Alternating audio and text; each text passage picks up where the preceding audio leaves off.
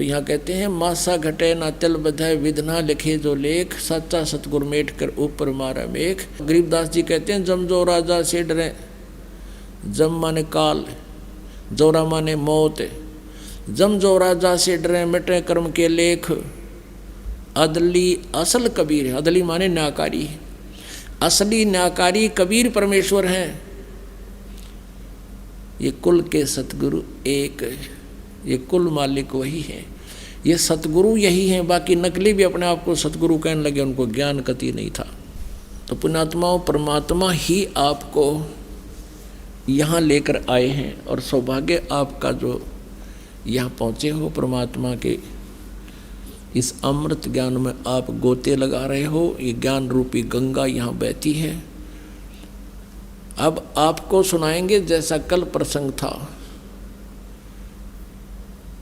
और वेद जिसकी गवाही देते हैं कि वो परमात्मा अच्छी आत्माओं को, श्रेष्ठ आत्माओं को, दृढ़ भक्तों को आकर मिलते हैं। और दृढ़ भक्त वो होते हैं जो एक बार ज्ञान समझ लें, फिर सारा विश्व एक तरफ और वो भगत एक तरफ, वो मान्य नहीं करता किसी की। जैसे प्रहलाद के मन में समझ में आ गई, ठीक मेरा पिताजी तो नींद में बोला है, नो कह मैं भगवान हूँ, मेरी पूजा करो। यूँ तो नींद में शनिपात के मरीज की तरह बांटा है। उसको पक्का ज्ञान हो गया था कि भगवान की पूजा से ही लाभ होगा। तो उसने सैकड़ों यातनाएं दी अपने पुत्र को, लेकिन प्रहलाद टस से मस नहीं हुआ।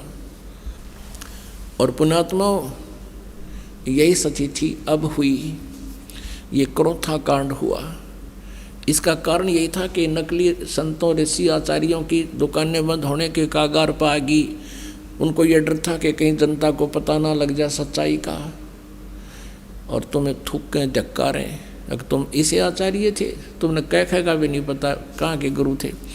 उन्होंने राजा और प्रजा को भ्रमित करके कितना जुल्म ढा दिया, कितनी झूठ बोल दी, कितनी बकवाद कह दी कि वहाँ ऐसा होता है, ऐसा होता है। लेकिन आप जी प्रहलाद के रोल पर थे। आपने उस समाज और उस झूठे आचार्यों की और इस झूठे मीडिया की कति नहीं सुनी। जब आप टस से मस नहीं हो सके आपने प्रहलाद वाला रोल किया है। नहीं इतनी बूंदी सुनकर घर के भी दूर भाग जाए जो हमारे बारे में अफवाहें फैलाई। तो पुण्यात्माओं, यह परीक्षा थी परमात्मा की कि मेरे बच्चे मुझे कितना पहचान सके हैं। क्योंकि 1994 से लेकर 2006 में यू कांड हुआ था। 1994 से लेकर 2006 तक 12 वर्ष लगभग हो गए। इन 12 वर्षों के अंदर परमात्मा ने ये देखना था कि ये बच्चे मुझे कितना पहचान चुके हैं। क्योंकि आज से 600 वर्ष पहले परमात्मा ने एक परीक्षा की थी। एक वैश्या को, सुप्रसिद्ध वैश्या को हाथी पर बैठा के और हाथ में गंगा जल लेकर बोतल में और मुंह का लगा के, और उस वैश्या को हाथी पर बैठा के पूरे बाजार में घूम गए। जब 64 लाख शेष हो गए थे परमात्मा के, तो परमेश्वर कबीर जी ने देखना चाहा था कि ये मुझसे कुछ परिचित भी हैं या सुख इन्हें मिल रहे हैं इसलिए मुझे भगवान मान रहे हैं। तो उसमें क्या हुआ कि सभी के सभी इस लीला को देखकर 64 लाख के 64 लाख भगवान से विमुख हो गए। लोक वेद सुन के दुनिया कहने लगी, देख थारे गुरुजी ने कितने निकम्मे हैं, ये कैसा जुल्म कर रहे हैं, सरेआम वैश्यावर्ती कर रहे हैं, शराब पी रहे हैं, वैश्या को साथ लिए। अब वो मूर्ख थे। परमात्मा कहा करते रहे, निकम्यों, जब तुम्हें सुख होते थे, थारे दुख दूर होते थे, तुम्हारी जुबान का थूक सूख जाता था। मेरी महिमा गाते गाते जनता के सामने भगवान आए हैं, हम ऐसे दुखी थे, ऐसे दुखी थे, सुखी कर दिए। और आज मैं इतना गंदा हो गया कि शराब भी पीऊँ और वैश्यावर्ती भी करूँ, तुम्हारी इतनी बुद्धि भी काम नहीं करी, जाओ पड़ो बाढ़ में। यही देखना चाहो थे परमात्मा। तो पुण्यात्माओं, आज उससे भी बुरे आरोप हम पर लगाए, लेकिन मेरे बच्चा एक भी टस से मस नहीं हुआ, क्योंकि ये परिचित हो चुके थे भगवान से। तो इस शिक्षा का हमें ये लाभ हुआ है कि हम भगवान को पहचान रहे हैं। यह परीक्षा थी। और अब देखना ये विस्तार कितनी स्पीड से विश्व में जाएगा। हमारा उद्देश्य है कि सब मानव समाज इस तत्व ज्ञान से परिचित हो। और जिससे ये माया की दौड़, माया की हाहाकार मच रही है, इसके पाने के लिए ना भाई देखता, ना बेटा देखता, ना माँ, ना कुछ। भाई बहन का आपस में रोज़ लड़ाई रहती है, झगड़े बढ़ गए हैं, पैसा कमाने के लिए रिश्वत है तेरा गजब वही। समाचार पत्रों में सुनते हैं, राजा लोग रिश्वत लेते हैं, जज लोग रिश्वत लेते हैं। आग लगी फिर रह गया कि इस पृथ्वी पर फिर कौन जीव बचेगा। पुण्यात्माओं, कितने तक कानून बना लियो ये सरकारें, कति कोई लाभ नहीं होगा। इस अध्यात्म ज्ञान से जीव को हेट हो जाएगी इन गंदे कर्मों तय। उसको पता लग जाएगा कि कहाँ रखूँगा इस धन को, कि आग लाऊंगा, ये पाप मेरे साथ रहेंगे और माया मेरे साथ रहेगी नहीं। तो इस आधार से पूरे विश्व में शांति होगी। हम भगवान की भक्ति में बहुत समय लगा सका करेंगे। अब तो दिन रात माया जोड़न की तगड़मबाजी, फार्मूले याद रखें हम कैसे धन जुड़े। और धन वही मिलना जितना भाग्य में, उससे अधिक मिल नहीं सकता। और परमात्मा कबीर जी की शरण में आने के बाद आपके भाग्य में ना होगा तो भी देगा।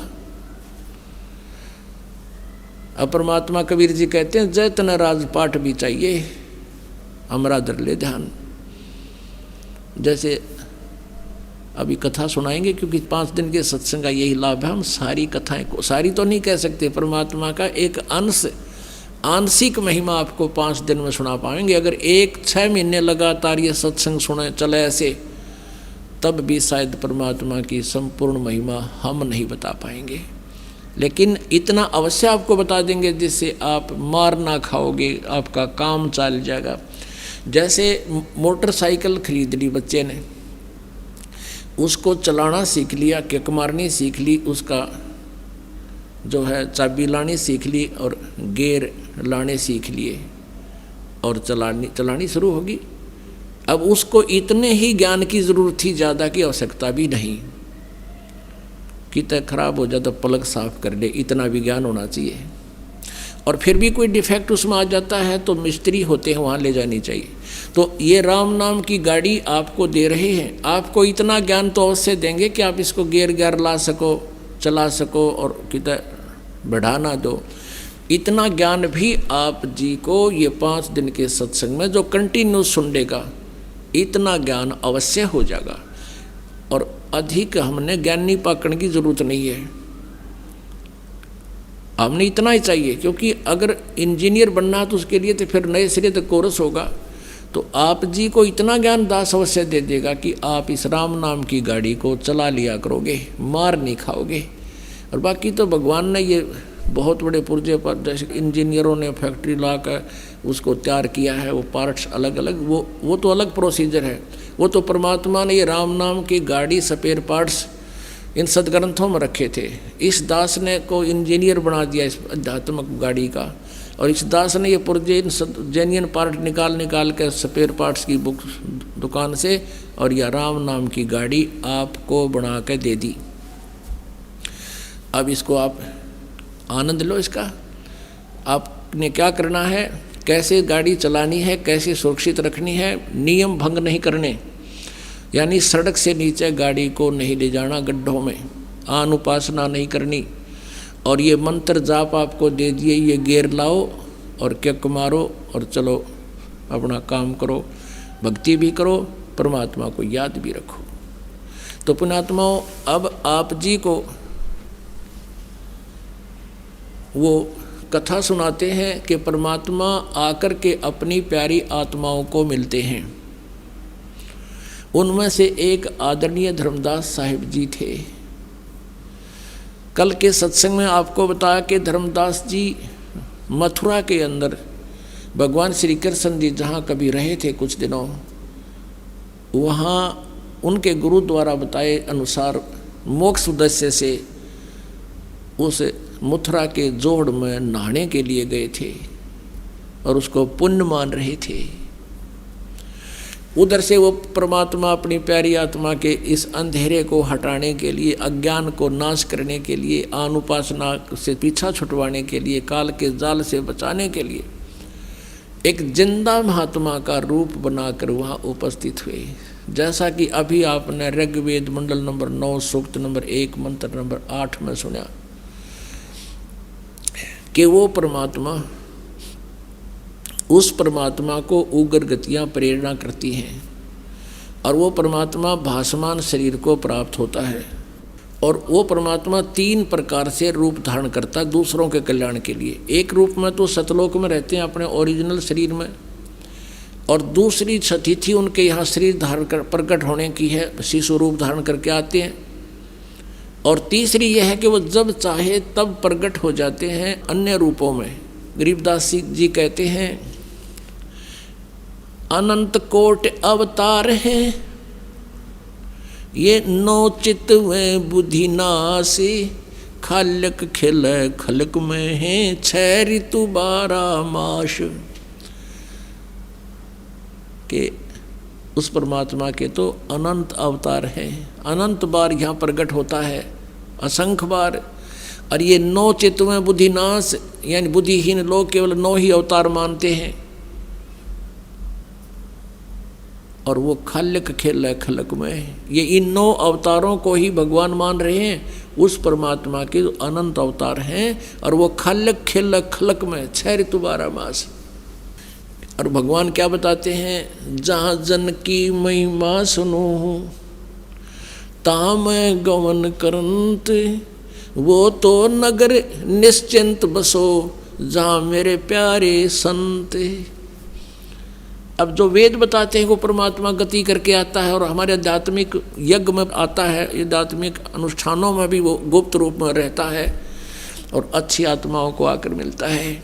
और वो परमात्मा स्वयं भी कहते हैं जहाँ जन से महिमा सुनो, जहाँ मेरी महिमा चलती है, जहाँ मेरा ज्ञान प्रचार होता है, तहाँ मैं गमन करंत, वहाँ मैं पहुँच जाता हूँ एक पल में। पहुँचूँगा क्षण एक में, जन अपने के काज, हिरण्यकशिपु जो मार दूँ और नरसिंह धर लूँ साज। तो यहाँ परमात्मा कहते हैं जहाँ जन से महिमा सुनो तहाँ मैं गमन करंत, वहाँ पहुँच जाता हूँ गति करके। और वो तो नगर निश्चिंत रहो जहाँ मेरे प्यारे संत, जहाँ मेरी प्यारी आत्मा है, कहते हैं उस नगरों को भी हानि नहीं होने दूंगा।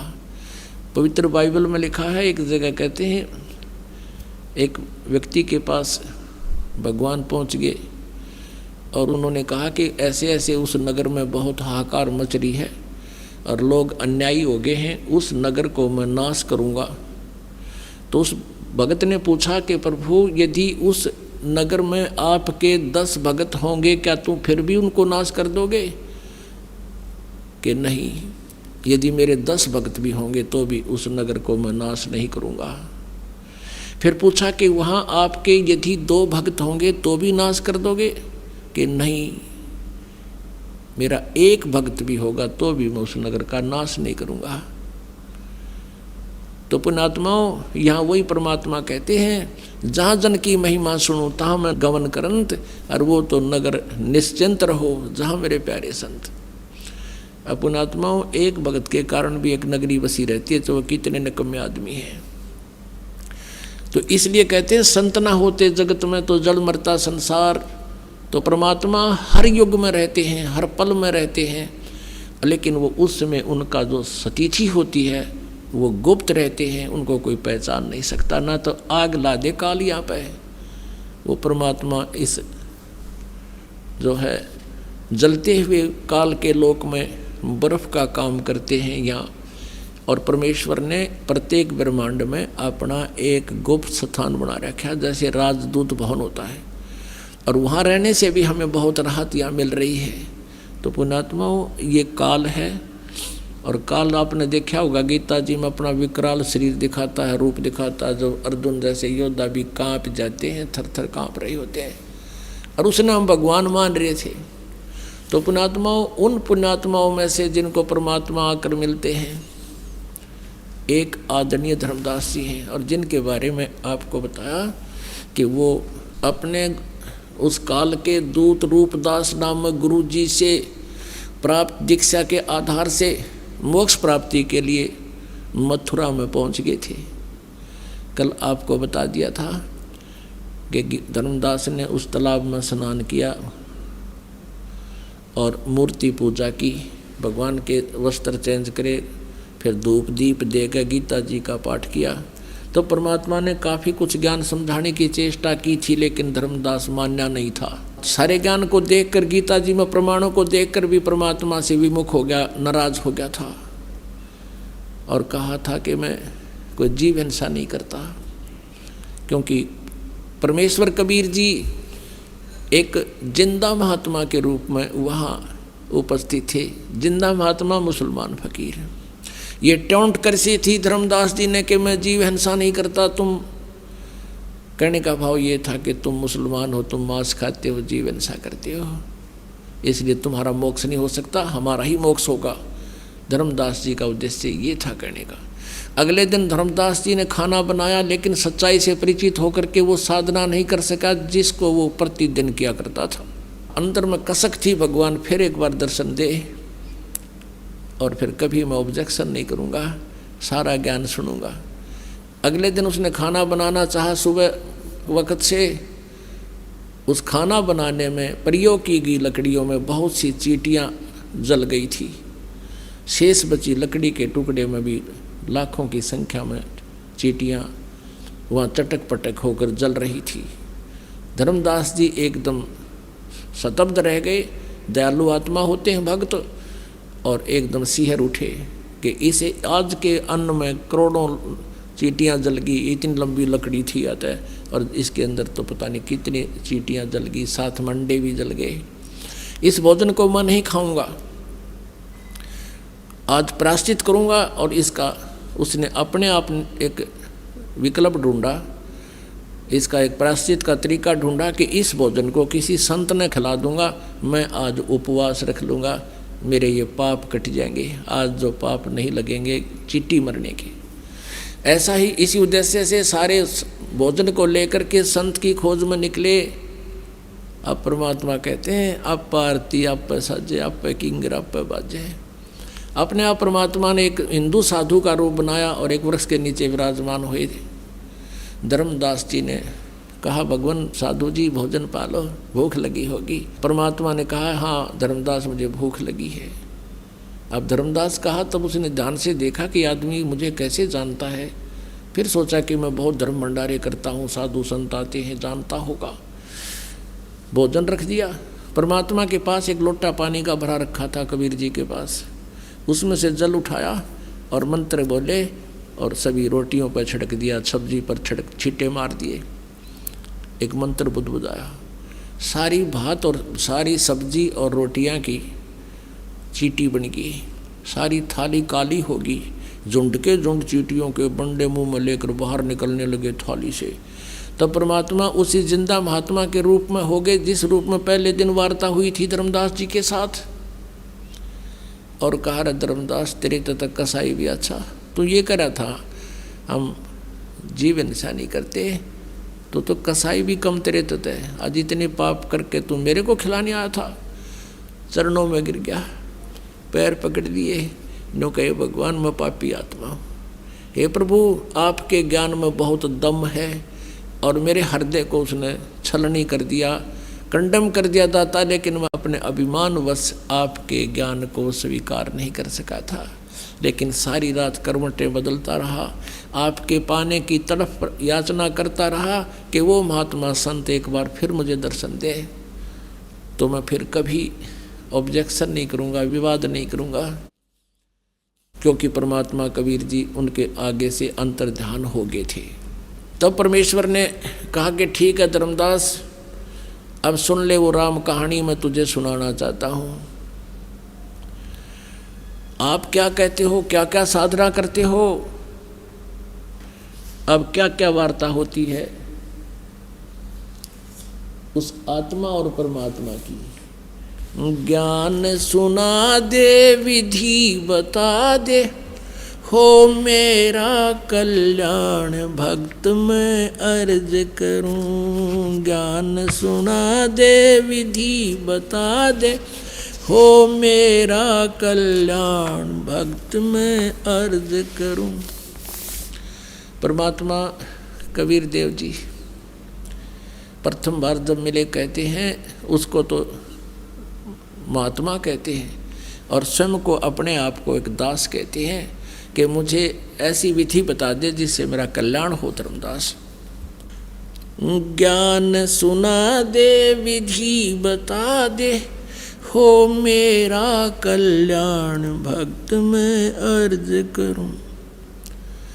धर्मदास जब न्यो बोला, 68 तीर्थ नाऊंगा। धर्मदास जब न्यो बोला, 68 तीर्थ नाऊंगा। गीता जी का पाठ करत हूँ, इस विध मुक्ति पाऊंगा। गीता जी का पाठ करत हूँ, इस विध मुक्ति पाऊंगा। राम कृष्ण के गुण गाऊंगा, मिल स्वर्ग में स्थान भक्त में अर्ज करूं। ज्ञान सुना दे विधि बता दे, हो मेरा कल्याण भक्त में अर्ज करूं।